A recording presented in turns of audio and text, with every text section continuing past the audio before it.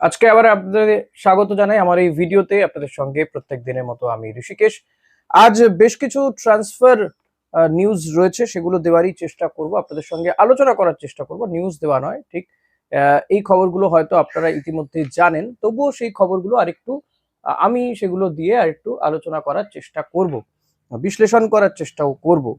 তো প্রথমেই বলে রাখি যে ইস্ট বেঙ্গলের যদি খবর দিতে হয় সেটাও দেবো, নিঃসন্দেহে ইস্ট বেঙ্গলের খবর তো দিয়েই থাকি। তবে তার আগে আইএসএল নিয়ে একটু খবর দিয়ে দিই। কালকে আপনাদের জানিয়েছিলাম যে আইএসএল ক্লাব জোটি করবে এবং সেক্ষেত্রে শিলমোহর পড়ে গিয়েছে।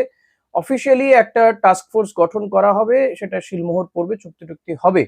তো এই টাস্ক ফোর্সে থাকবেন অতি অবশ্যই ক্লাব জোটের সদস্যরা, এএফএফ এর সদস্যরা থাকবে। তবে কমার্শিয়াল পার্টনার কে হবে সেটা এখনো পর্যন্ত ঠিক হয়নি। অনেকে মনে করছেন যে ঘুর পথে হয়তো আবারও রিলায়েন্সে ঢুকবে এই কমার্শিয়াল পার্টনার হিসেবে। এবং যেটা বলা হয়েছে, কেন্দ্রীয় ক্রীড়ামন্ত্রী মনসুখ মান্ডব্য তিনি বলেছেন যাতে ওসিআই ফুটবলারদেরকেও এই আইএসএল এর টিমগুলো কিনে থাকে, মানে তাদেরকে যাতে ভারতে খেলিয়ে খেলিয়ে, অর্থাৎ তারা যাতে জাতীয় দলে খেলানোর একটা সুযোগ তৈরি করে দেওয়া হয়। এবং সেক্ষেত্রে এআইএফএফ বলেছে যে তাদের প্রায় 28 জনের মতন একটা পুল তৈরি করা রয়েছে ওসিআই প্লেয়ারদেরকে নিয়ে, যারা ভারতের জার্সিতেও খেলতে চাইছে, কিন্তু তাদেরকে আমাদের এখানকার যা নিয়ম, তাদেরকে আমাদের দেশে কিছুদিন কয়েক বছর খেলতে হবে, তারপর তাদেরকে ভারতীয় দলের অন্তর্ভুক্ত করা যেতে পারে। সেক্ষেত্রে তাকে ভারতীয় মানে ভারতের নাগরিকত্বও নিতে হবে, যেমনটা রায়ান উইলিয়ামস তিনি নিয়েছেন। তো সেভাবেই চেষ্টা করা হচ্ছে যাতে জাতীয় দলের শক্তি বাড়ানো যায়। এবং আরেকটা প্রস্তাবও দেওয়া হয়েছে কেন্দ্রীয় ক্রীড়ামন্ত্রীর কাছে। কেন্দ্রীয় ক্রীড়ামন্ত্রী সেই প্রস্তাব দিয়েছেন যাতে ডুরান্ড কাপটা বিদেশিহীন খেলা যায়। তাতে করে কি হবে, যে ভারতীয় ফুটবলাররা আরো বেশি করে খেলার সুযোগ পাবে এবং তাদেরকে ভারতীয় টিমের জন্য সেটা নিঃসন্দেহে বড় উপকার হবে বা কাজে লাগবে। কিন্তু ক্লাবগুলো এক্ষেত্রে কেউ কেউ বেঁকে বসছে, তাদের বক্তব্য যে বিদেশিহীন ভাবে নয়, যদি বিদেশি কমিয়ে খেলানো যায়, অর্থাৎ আমরা জানি যে ডুরান্ডে যে সংখ্যক বিদেশি খেলে, সেই সংখ্যাটা যদি কমানো যায়, অর্থাৎ চারজনের জায়গায় দুজন বা তিনজন এরকমও যদি করা যায়, তাহলেও সেটা ভালো হবে। যত বেশি সংখ্যক ভারতীয় ফুটবলারদেরকে খেলানো যায় সেটাই চেষ্টা করা হবে। এখন ডুরান্ডেরও আজকে একটা বৈঠক হওয়ার কথা, এবং সেই ডুরান্ড যারা করে সেই সেনাবাহিনীও বৈঠক করবে, এবং তারা যদি এক্ষেত্রে কোনো গ্রিন সিগন্যাল দেয় তো ইটস ওকে। যদি সেক্ষেত্রে ভারতীয়দের সুযোগ থাকে বেশি করে খেলানো, মানে যদি বিদেশি কম করে ভারতীয়দের খেলানো যায় সেটা দেখবে, নাকি সেক্ষেত্রে বিদেশির সংখ্যা কমিয়ে দিয়ে একেবারেই পুরোপুরি কোনো বিদেশি থাকবে না, শুধু ভারতীয় ফুটবলাররাই খেলবে, সেটাও একটা বড় বিষয়। সেরকম কোনো যদি সিদ্ধান্ত নেয় ডুরেন্ট, সেটাও একটা বড় দিক হবে বলে আমার দৃঢ় বিশ্বাস। এর পাশাপাশি যেটা বলতে হবে যে যদি আমরা ট্রান্সফার উইন্ডো তো খুলে গিয়েছে, এবার আইএসএল কবে হবে সেটাও জানা হয়ে গেছে মোটামুটি। আইএসএল সেপ্টেম্বরের ফার্স্ট উইকে হবে, 4 সেপ্টেম্বর টেন্টেটিভ যে ডেট দেওয়া হচ্ছে, সেরকমই কিছু একটা হবে, বা হয়তো দিনটা আগে কিছু হতে পারে, কিন্তু ওই সেপ্টেম্বরের ফার্স্ট উইকেই হবে। ক্লাব জোট করবে, তার তোড়জোড় তো শুরু হয়ে গেছে। গতকালই কেন্দ্রীয় ক্রীড়ামন্ত্রীর সঙ্গে বৈঠকে সেটা সিদ্ধান্ত হয়ে গেছে। ইস্টবেঙ্গল তারাও কিন্তু টিম তৈরি করার তৎপরতা বাড়িয়েছে, এবং এবার ইস্টবেঙ্গলও কিন্তু নিজেরাই টিমটা করবে, এমনটাই শোনা যাচ্ছে। ইমামির সঙ্গে হয়তো ইস্টবেঙ্গলের সম্পর্ক আর আগের মতো থাকছে না।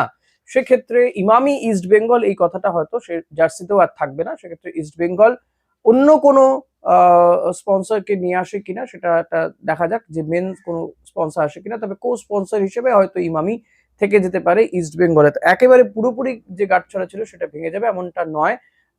প্রিন্সিপাল স্পন্সর থাকছে না তারা, তবে কো স্পন্সর হিসেবে হয়তো থেকে যাবে। আরো কিছু স্পন্সর জোগাড় করারও ইস্টবেঙ্গল চেষ্টা করছে, কিন্তু টিমটা ইস্টবেঙ্গল ক্লাব কর্তারাই তৈরি করবেন, এবং সেক্ষেত্রে তারা ভালো টিম তৈরি করারই চেষ্টা করছেন অস্কার, মিগুয়েল, রাশিদ এদেরকে রেখে দেওয়ার। অস্কারের শর্তও রয়েছে, তিনি থাকতে পারেন যদি কেভিন এবং মিগুয়েলকে রেখে দেওয়া হয়, ফলত সেই শর্ত পূরণ করারও একটা চেষ্টা চলছে। এরই পাশাপাশি কলকাতা লিগের টিমও গঠন হচ্ছে ইতিমধ্যেই।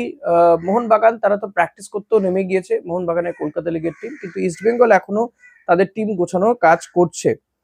এর মধ্যে শোনা যাচ্ছে যে উত্তম হাসদা এবং আকাশ এহেমব্রম ইস্টবেঙ্গলে কলকাতা লিগের টিমে তাদেরকে নেওয়া হচ্ছে। বাংলা দলের দুই আক্রমণ ভাগের ফুটবলার উত্তম হাসদা এবং আকাশ হেমব্রম। উত্তম এর আগে মানে উত্তমের বয়স হচ্ছে 23 বছর, আকাশ 22 বছর। আকাশ ডিএইচএফসি অর্থাৎ ডায়মন্ড হারবার এফসি তে খেলে ইন্ডিয়ান ফুটবল লিগ অর্থাৎ আই লিগ যেটা হয় আমাদের, সেটা জিতেওছে।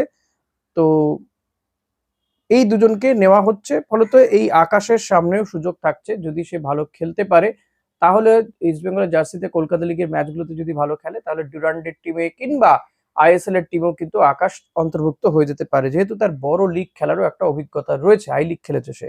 ইন্টার কাশির বাঙালি সাইড ব্যাক সন্দীপ মান্ডির সঙ্গেও কথাবার্তা চালাচ্ছে ইস্ট বেঙ্গল বলেও জানা যাচ্ছে। এর পাশাপাশি আরো একজন ফরওয়ার্ড কিন্তু ইয়াং সাহিল হরিজনের দিকে মোহনবাগান যেমন তাক করেছিল, ইস্ট বেঙ্গলও তাকে নিতে চাইছে বা তার সঙ্গে কথাবার্তা বলছে বলে শোনা যাচ্ছে। অ্যাটাকের আরো একজন ফুটবলার নিঃসন্দেহে গোটা দেশের মধ্যে থেকে বলা যেতে পারে অন্যতম উইঙ্গার, সেই ছাংতের কথা যদি আসা যায়, ছাংতেকেও কিন্তু ইস্ট বেঙ্গল তাক করেছে, তার সাথে প্রাথমিক কথাবার্তা হয়েছে ছাংতের সঙ্গে, তবে ছাংতেকে মোহনবাগানও নিতে চায়। দুজনেই তাদের অ্যাটাকে শক্তি বাড়ানোর জন্য ছাংতের দিকে নজর রেখেছে, এবং ছাংতে যেভাবে ড্রিবল করে, যেভাবে অ্যাটাকে যায়, তার যে স্পিড এবং তার অ্যাকুরেসি, পাস দেওয়ার অ্যাকুরেসি যথেষ্ট ভালো, সেই কারণে তার বাজার দরও যথেষ্ট ভালো, বুঝতেই পারছেন। তবে ছাংতেকে নিতে গেলে কিন্তু বড় ধরনের একটা ট্রান্সফার ফি দিতে হতে পারে মুম্বাইকে, তো সেই জায়গাটা একটা সমস্যা থেকে যাচ্ছে। এখন ইস্ট বেঙ্গল অল আউট ছাংতেকে নেওয়ার ক্ষেত্রে অল আউট যায়নি, তবে আগামী দিনে পরিস্থিতি বুঝে হয়তো যাওয়া হতে পারে, বা ট্রান্সফার মার্কেটে কিন্তু এগুলো একটা স্ট্র্যাটেজিও হয় যে প্লেয়ারটার রেট বাড়িয়ে দিয়ে হয়তো সরে আসতে পারে, তেমন কোনো স্ট্র্যাটেজিরও পার্ট হতে পারে এটা। পাঞ্জাবের দু একজন ফুটবলারের দিকেও ইস্ট বেঙ্গলের নজর রয়েছে, মাঝমাঠের ফুটবলারের দিকেও নজর রয়েছে। এখন সবটাই কিন্তু এইভাবেই চলছে, কথাবার্তা চলছে টুকটাক, কিন্তু কোনোটাই বেরিয়ে আসছে না। হয়তো আরো মানে এই সপ্তাহতে কিছু অন্তত জানা যেতে পারে, সপ্তাহটা সবে শুরু হয়েছে। তবে সবার আগে যেটা দরকার ইস্ট বেঙ্গলের কোচ কনফার্ম করা। ইস্ট বেঙ্গল বা মোহনবাগান এখনো পর্যন্ত কোনো কোচকেই কিন্তু কনফার্ম করেননি, ফলত এটা একটা সমস্যার কারণ কোচের ইচ্ছেতেই প্লেয়ারদের বাছাই হয়ে থাকে, তো কোচ যদি কনফার্ম না হয় সেটা একটা সমস্যা তৈরি হচ্ছে। তো প্লেয়ারদের একটা লিস্ট তৈরি তো করা হয়েছে, কিন্তু আগে কোচ ঠিক হবে। কোচ যদি মনে করে যে সেই প্লেয়ারগুলো, যে ক্লাব কর্তারা যে পুলটা তৈরি করছে সেখান থেকে প্লেয়ারদেরকে বাছা যেতে পারে বা তাদেরকেই রাখা যেতে পারে, তাহলে তারা থাকবেন, বা তারও যে কোনো যদি এক্ষেত্রে চাহিদা থাকে সেটাও পূরণ করার চেষ্টা হবে। ইস্ট বেঙ্গলের ক্ষেত্রে বিষয়টা অনেক গুরুত্বপূর্ণ, কারণ ইস্ট বেঙ্গল এবার এএফসি খেলবে, এসিএল খেলবে, ফলত তাদের কাছে টিমটা ভালো করাটা ভীষণভাবে প্রয়োজন।